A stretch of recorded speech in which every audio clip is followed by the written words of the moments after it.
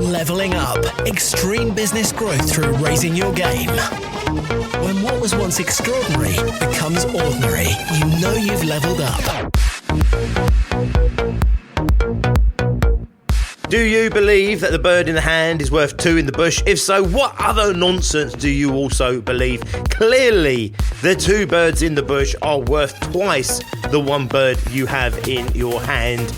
It's the mantra of the person that plays it safe. It's being handed down as conventional wisdom, but actually it's anything but. When you're holding on so tightly to the bird in your hand, thinking this is my bird, and therefore all the birds in the world could not add up to be worth more than this bird because this bird is my bird, guess what? You only ever get the bird you have in your hand.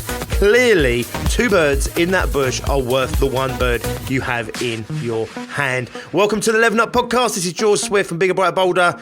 The Leveling Up Podcast is here to give you the personal development, the entrepreneurial development and the business growth that you, the ambitious business owner, desires. I'm here to give you the inspiration, the motivation, but above all else to challenge your aspirations to take you and your business to the next level. Don't forget, subscribe to this podcast and never miss an episode.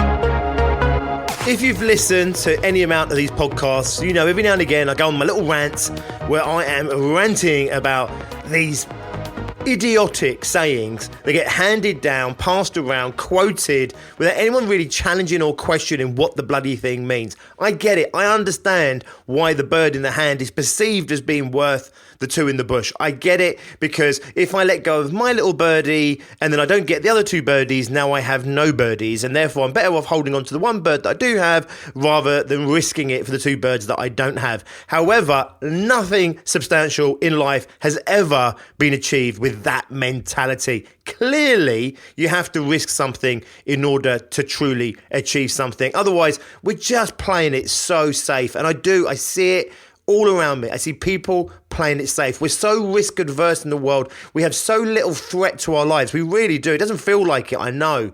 But let's go back, just a few thousand years ago. It wasn't an easy life. Go back another 10, 20,000 years before that. It really was a tough life. Go back a million years or so in our evolution, and we were lucky to see the day out. So today we have a really safe life. We have a really safe way of living. And because of that, we hold on so tight because we still have the same evolutionary reaction to risk, which is anything that's a risk or a danger or a threat to us could potentially cause me to perish, to die. And if I was lucky enough to find a dead goat rotting, why would I not take that, fill my arms with that, fill my belly with that, rather than wait until I got a beautiful piece of venison if the chances are I wasn't even going to find enough food to get through that day? Of course, evolutionary speaking, it makes much more sense to eat the dead, rotting goat than it does to hang out and wait for the good meat. However, we don't live in that world anymore. We don't live in that kind of risk anymore. And therefore, you have to start asking yourself, how much am I really risking for how much am I willing to go for? And if I'm holding on so bloody tight in my hand that I can't dare let go of what I've got in my hand in order to grasp what else is out there and offer for me, then of course I only ever get to have what's in my hand. When you've got nothing to lose, you have nothing to lose. I always say this, when you've got nothing to lose, everyone becomes brave. The more you have to lose, the more risk adverse we become. If you've worked 20 years in your business and you've got yourself a nice house and your mortgage is nearly paid off, maybe you've got a little bit tucked away, a nice house, a nice car, you have your 2-3 holidays a year, you're in a good place. Why would you risk that? And what happens, of course, is what got you to this point was because you probably did risk things along the way. And then what happens is life plateaus out and then you stop taking the risks. You hold on a little bit too tight. And if you're lucky, you maintain what you've got. If you're unlucky, without that momentum, without that impetus, that little bit of risk taking, actually you can start to potentially lose what you've worked so hard for. And then what happens is it starts to drop and you start to see your life fall away from you. And instead of going into the risk mode where you go in and say, right, this is it. I can see where this is heading. Let's go all in on this and let's go back and do what we did. What a lot of people do is they hold on even tighter. They're holding on to the cliff face. And instead of trying to climb out, what they're doing is just holding on and hoping that they don't get washed away. The truth of the matter is, You want to be out there all in. You want to be pushing for what you want in life. This is not a podcast episode to get you to take unnecessary risks. Of course it isn't. This is not about putting it all on black. This is just about asking you, are you holding on a little bit too tight and therefore you're incapable of going for what you want? I talked about this in a recent episode and I just wanted to touch on this because I saw this quote again just recently. It was a meme, and it was the idea that a bird in the hand was worth two in the bush. And my little ranty radar went off again because, of course, all these little sayings which are cloaked as wisdom are actually potentially the very memes in life that actually hold us back, the very ideas that get passed around from person to person through generations even, that actually holds us back and stops us from being all we could actually be. Episode 248, I talked about bad money pushes out good money, and I touched on this concept then. So let's have a little look at risk and reward. If I've got a bird in my hand, and I'm happy with the bird in my hand, and the bird in the bush is the same bird that I've already got in my hand, and there's one in the bush and one in my hand, of course it makes sense to hold on to the one you have. Now, if there's two birds in the bush and both of them are equal to the bird that I'm holding in my hand, clearly there is twice the opportunity in the bush than the actuality that I have in my hand. The risk is, of course, I have no birds versus I could have two birds. But they're not the only outcomes, of course. There's actually different permutations. So if I'm going for the two birds in the bush, there are three outcomes. I either keep the bird that I have and I have the one bird that I already have. I let go of that bird, go for the two birds and get both birds. I now have twice what I had before. The other permutation, of course, is I go for the two birds in the bush and only get one of those birds. So actually, out of the three chances of holding onto my bird, getting two birds, or ending up with one bird from the bush, actually only one of those gives me twice the number of birds that I have. So when you're looking at that risk, there's a risk reward there which might not feel particularly in your favor. It's like having a three-sided dice, and I say, right, if you don't roll the dice, you get to keep what you've got. If you do roll the dice, then you will potentially double what you've got, or you'll potentially lose everything that you've got, or you'll end up with the same as what you've already got. So you're thinking, actually, I either keep what I've got, replace what I've got with the same, double what I've got, or end up with nothing. And you're thinking, actually, you know what? This doesn't feel like a particularly safe bet. And you know what? I might actually agree with you. So when we're looking at this risk reward, are you just trying to take £10 and double it for £20? Well, clearly the statement is wrong. The £20 in the bush is definitely worth twice as much as the £10 you have in your hand. However, the £10 in your hand is worth more to you because it's definitely yours, I get it, and therefore, because of the equation I've just said and the permutations I've just said, you might not risk the £10 you have because there's only one possible outcome where you end up with twice as much of what you've got. All the other ones are either nothing or you end up with the same. But is that actually the risk that we're taking? Am I risking my house to either potentially not have a house that's similar to the house that I have, or to have a big house? Is that really the risk that I'm taking?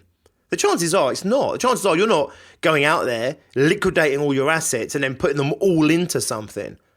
Now, if you were doing that and you decide that was the right strategy, then you just want to make sure that you are well aware of the risk you're taking, you're well aware of the downside, you're willing to accept the downside, as well as obviously hoping for the upside. And then if that's what you want to do, then go for your life, right? I mean, that is how greatness is done, is people risking everything on red. I get it.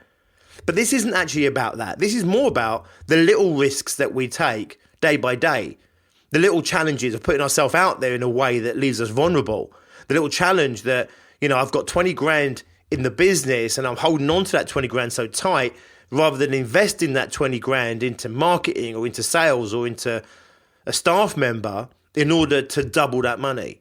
So I take that 20 grand, I invest it in some marketing, and then win that, bird in the hand, bird in the bush thing, right? If I put 20 grand into marketing and the marketing works, that 20 grand might make me 5-to-1 returns. I might make 100 grand back on that 20 grand.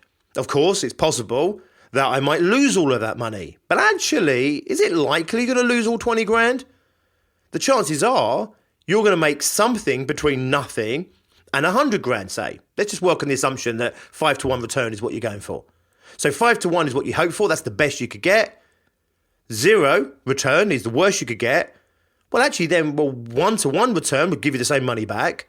Anything other than that gets you more money, gets you profit. So actually, the way the scales work in our head, the switch in our head between risk and reward about what outweighs what, is rarely one where we really disseminate the actual risk in front of us. What we do is we revert back to that concept of, well, I've got this 20 grand in my bank, and therefore that 20 grand is worth 100 times what it is out there in the world around me. I know there's millions of pounds out there, but this is my 20. I've worked half of this 20, therefore I'm not going to risk this 20. Well, if it's a calculated risk, it might be worth it, right?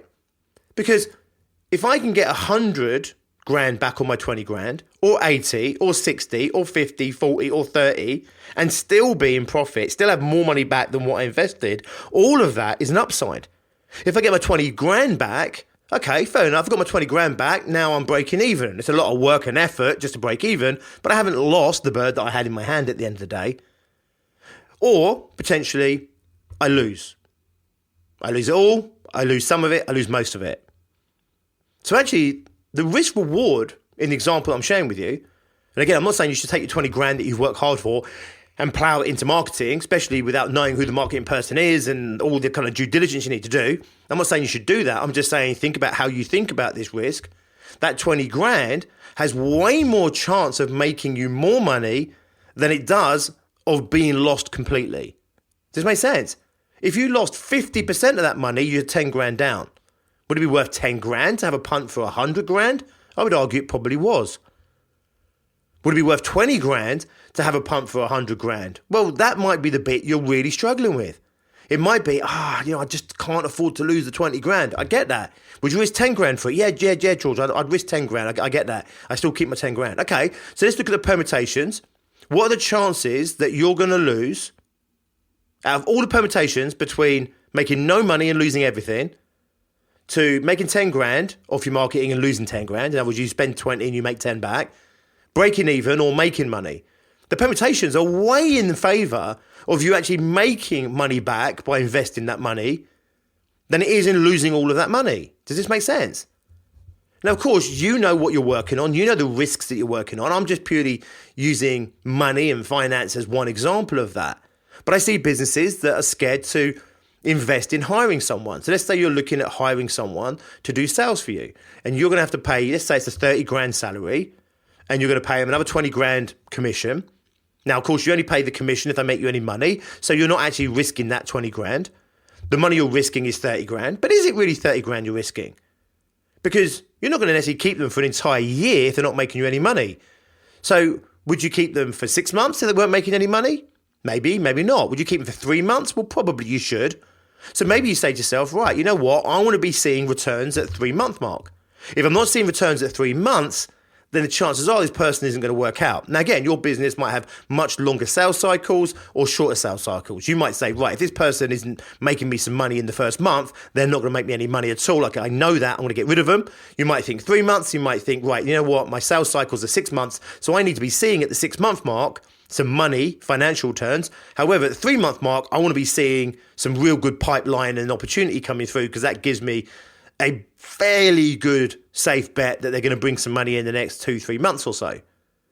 So when you're looking at that money, you're thinking, actually, well, it's 30 grand over the year. So actually, I'm only risking, let's say 3 months. So I'm only risking a quarter of that. I wish I'd chosen better numbers now. Let's say 7 grand roughly. So I'm only risking, 7.5 grand.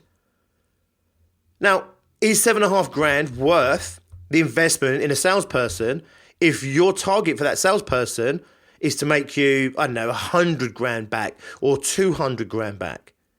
So the salesperson could work out, and if they work out fully, they make you 200 grand return over the next 12 months. If they don't work out 100%, there's a whole scale of them not delivering what you wanted, but still delivering more than what you're paying them. Don't forget, the 20 grand commission is only paid if they hit the numbers. So if you kept them for the entire year and they didn't make any money at all for you, now you've risked 30,000. But actually, you would never let it get that far, right? That'd be crazy.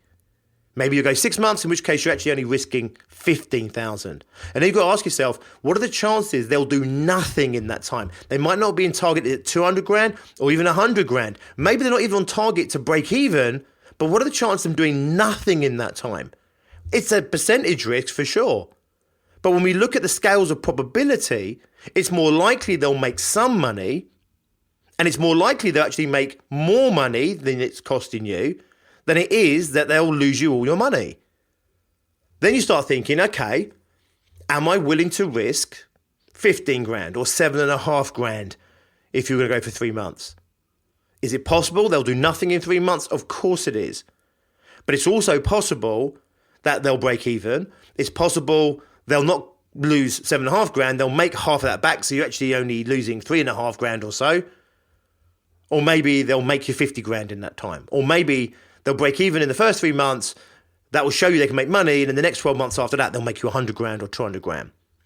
So again, I'm going to keep reiterating this. Do not take any of this as advice. I don't know what you're facing in your business right now. I don't know what your personal circumstances are. This is really just a highlight to you. Is the risk that you're perceiving actually the real degree of risk? Is it really true that the bird in your hand is worth the two in the bush? Well, maybe. In that scenario, maybe. Because the permutations, they don't work for you there. You know, you've got multiple different opportunities here.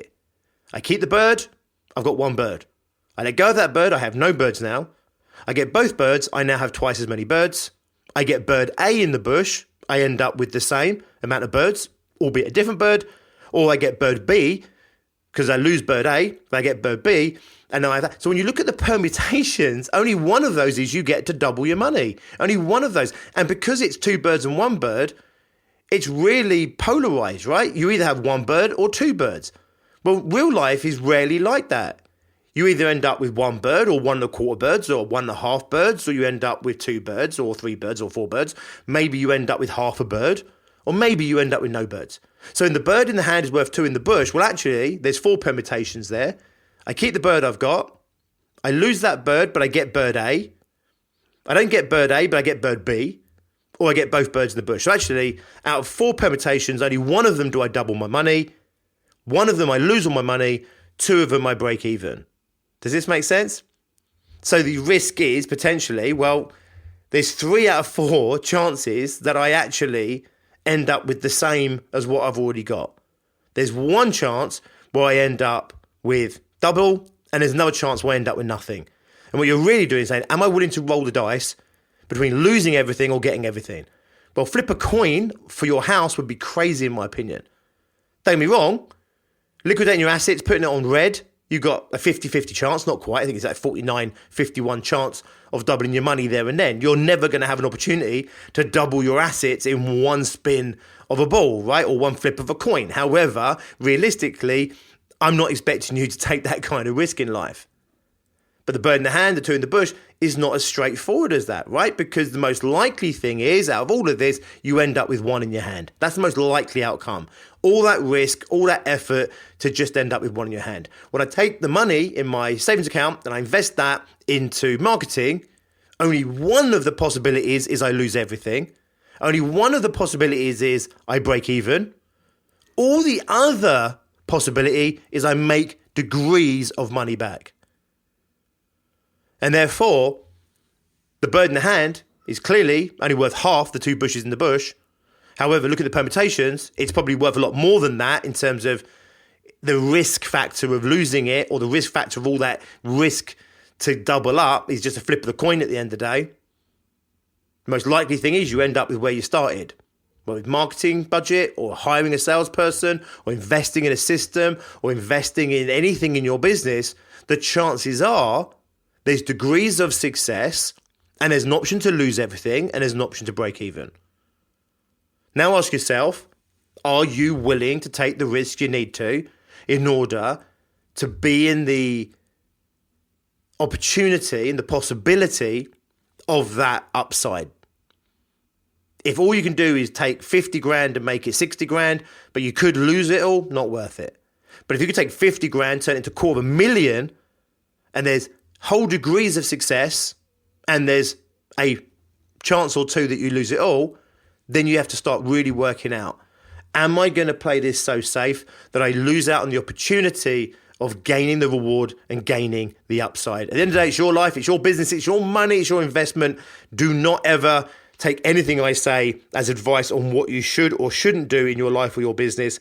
This is really just to analyze the process that goes on inside of us as individuals, as human beings, that makes us so risk adverse that actually we don't take the chances that we need to sometimes in order to get the rewards that are on offer for us.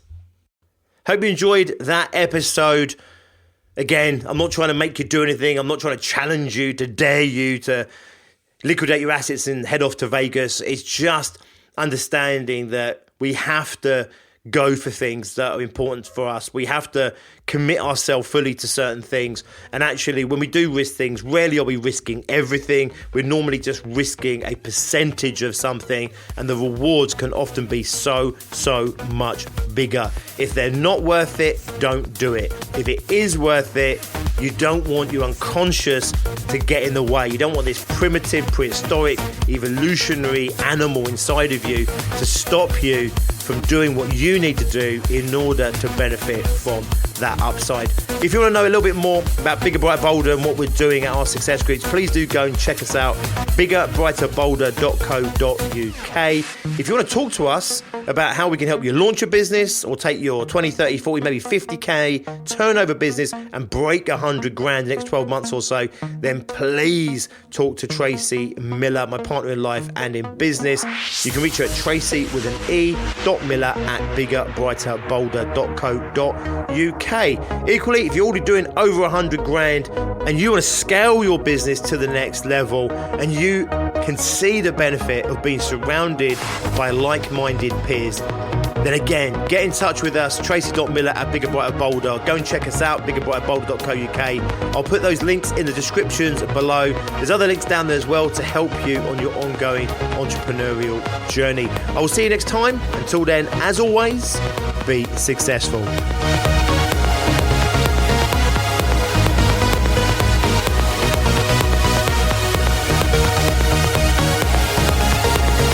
Leveling up. Extreme business growth through raising your game. When what was once extraordinary becomes ordinary, you know you've leveled up.